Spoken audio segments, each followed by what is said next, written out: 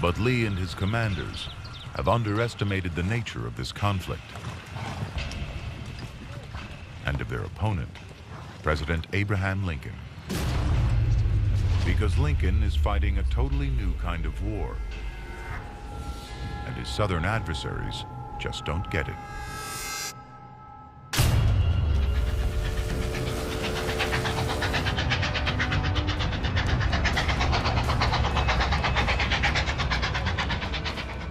A packed train speeds on its way south, ready to replenish the Union Army with fresh troops and supplies.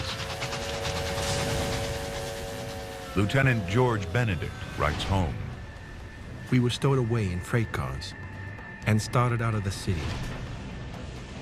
The train took 600 other troops besides our regiment and numbered 34 heavily loaded cars.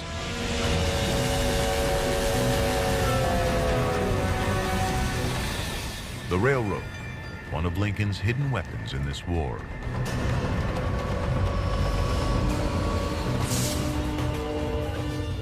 In one key operation ordered directly by the president,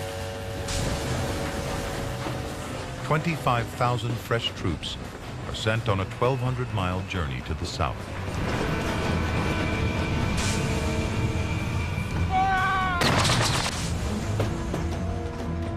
By road, it would take over 2 months.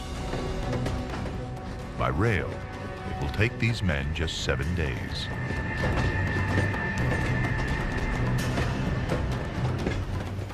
Following its introduction in the 1830s, America's rail infrastructure has gradually spread its tentacles across the country. Lincoln realizes it can revolutionize the speed of troop deployments.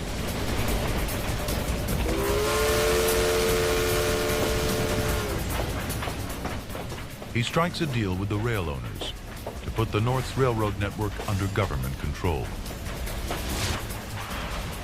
It turns the railroad into a weapon of war. Instead of armies being limited to the speed at which they could march, all of a sudden you had armies being able to move to the front by rail, and more importantly, supplies. Supplies and troops pour out of the north towards the battlefront. Some busy lines carry 800 tons of supplies a day, the equivalent of 80 railroad cars.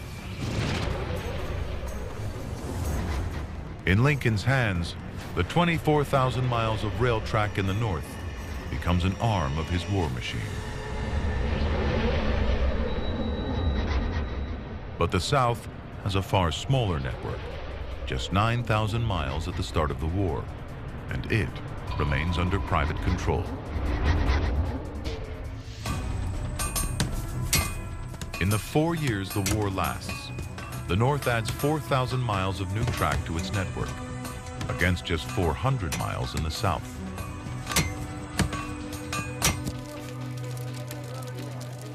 This inability to coordinate rail supplies will prove disastrous for the South. Even though they're just 30 miles from their capital in Richmond, in the winter of 1863, 4 rail links means Southern troops in Virginia starve.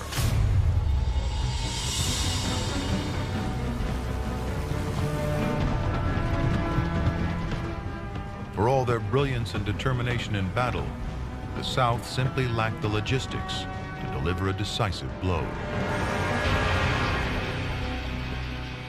And it isn't simply rail. Lincoln realizes that victory depends on mobilizing the entire industrial might of the North behind the war effort. Production of clothing in the North doubles during the conflict. Pitchfork manufacturers start making swords, while the number of patents doubles in the course of the war. Manufacturing, technology, infrastructure, it will change the face of America. For the first time in history, industry is put behind the war effort. An approach to conflict that America will exploit in the First and Second World Wars. It is the beginning of a new, integrated economy that will be the hallmark of the modern age.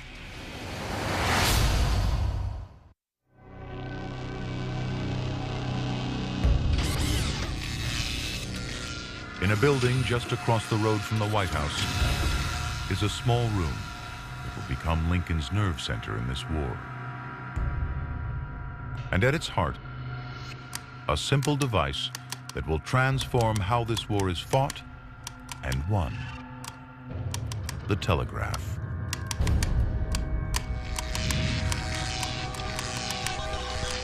The invention of Morse code in 1844 turns the telegraph into America's first tool of mass communication.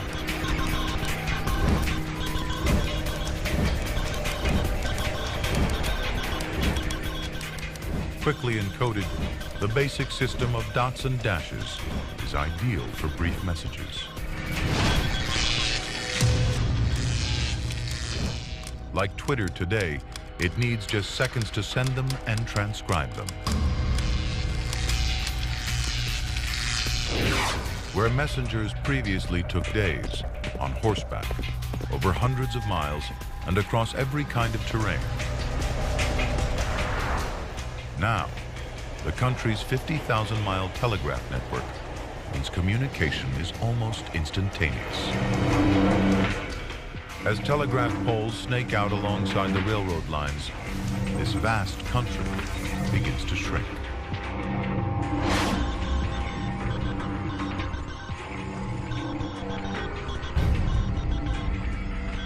It will transform the nature of this war, as information and decisions can flow backwards and forwards at lightning speed. It became kind of the early version of email. Suddenly it was possible to get a message to somebody from St. Louis, to get a message to New York in a shockingly short amount of time.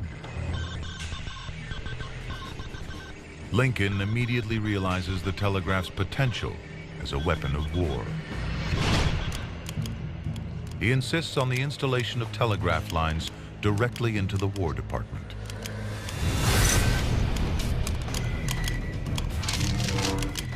And he quickly acts to place all telegraph facilities in the Union under military control.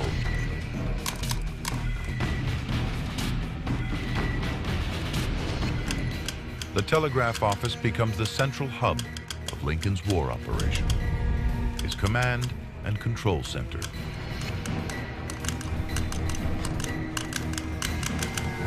He even takes to sleeping here at busy times. The telegraph office manager, David Homer Bates, describes how Lincoln obsesses over every scrap of news from the front, sometimes reading dispatches word by word as they are deciphered.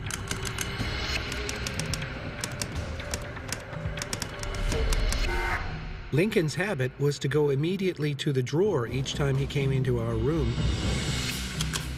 and read over the telegrams, beginning at the top until he came to the one he had seen on his previous visit.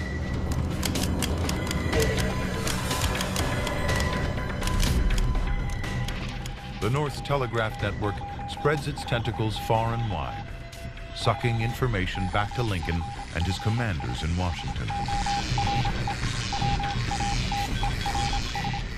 It gives him a vast strategic overview, providing him an unrivaled insight into his commander's tactical thinking. Lincoln himself was able to stay on top of literally hour-by-hour developments in the course of individual battles. That had never happened before. To the irritation of his generals, it even allows him to issue his own direct orders, telling them how to fight. In one campaign, with General Lee's forces threatening Washington, Lincoln responds by telegraphing direct orders to his generals.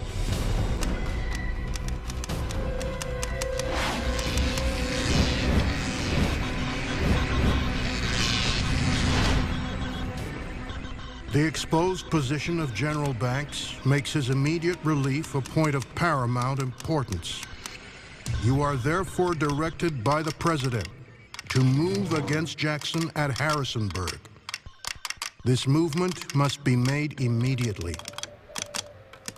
In the course of the war, Lincoln sends almost 1,000 telegrams from this small office.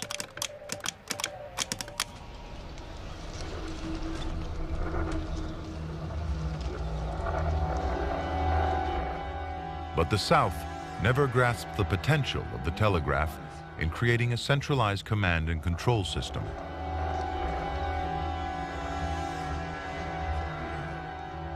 It means Southern generals like Lee must plan their battles without that kind of strategic overview.